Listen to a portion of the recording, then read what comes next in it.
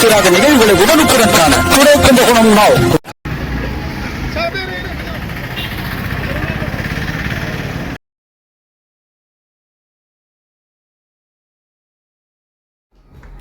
சாலை பாதுகாப்பு மாத விழா நிறைவு நாளை முன்னிட்டு தமிழ்நாடு அரசு போக்குவரத்து கழக கும்பகோணம் கோட்டம் சார்பில் விழிப்புணர்வு பேரணி நடைபெற்றது.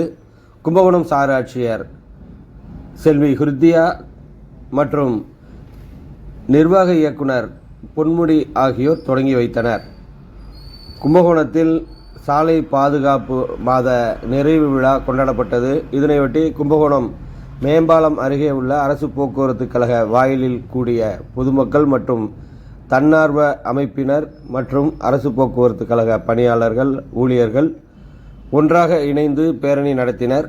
இந்த பேரணி கும்பகோணம் மாநகரில் முக்கிய வீதிகளில் பதாகைகளை கையில் ஏந்தி கொண்டு சென்றது. இந்த பேரணியில் பொதுமக்களுக்கு விழிப்புணர்வு ஏற்படுத்தப்பட்டது. பள்ளி மாணவர்களும் உற்சாகமாக இந்த பேரணியில் பங்கேற்றனர்.